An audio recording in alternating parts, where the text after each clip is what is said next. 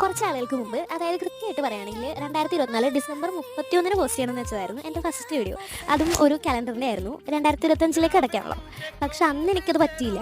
എല്ലാത്തിനും അതിൻ്റെതായ സമയമുണ്ടെന്ന് പറയുന്ന പോലെ ഇപ്പോൾ ഒരു വർഷം കഴിഞ്ഞിട്ടാണ് കലണ്ടറിൻ്റെ സമയം എടുത്തതെന്ന് തോന്നുന്നു. അങ്ങനെ 2025-26 എടുക്കാൻ ഏതാനും നിമിഷങ്ങൾ ബാക്കി നിൽക്കുന്ന ഈ നിർണായക നിമിഷത്തിൽ നമുക്കൊരു കലണ്ടർ വീഡിയോ കണ്ടാലോ? കുറച്ച് ക്ലീശയാണെന്നൊക്കെ അറിയാം, എന്നാലിരിക്കട്ടെ. കലണ്ടർ ഭയങ്കര സിമ്പിളാണ് സംഭവം. ഒരു പേപ്പർ എടുത്ത് മൂന്നാക്കി മടക്കിയിട്ട് സൈഡൊക്കെ കട്ട് ചെയ്ത് ഒരു ട്രയാങ്കിൾ പോലെ ഒന്ന് ഒട്ടിച്ചെടുക്കാം. പിന്നെ വേറൊരു പേപ്പറും കൂടി എടുത്തിട്ട് 3 ചെറിയ റെക്റ്റാങ്കിൾ പോലത്തെ ഒരു പീസസ് കട്ട് ചെയ്തെടുക്കണം. എന്നിട്ട് ഒരു പീസ് അതിൻ്റെ താഴെയിട്ട് വീഡിയോയിൽ കാണുന്ന പോലെ ഒട്ടിച്ചെടുക്കും. പിന്നെ ഡേറ്റും ഡേയും ഒക്കെ എഴുതി കൊടുക്കണം.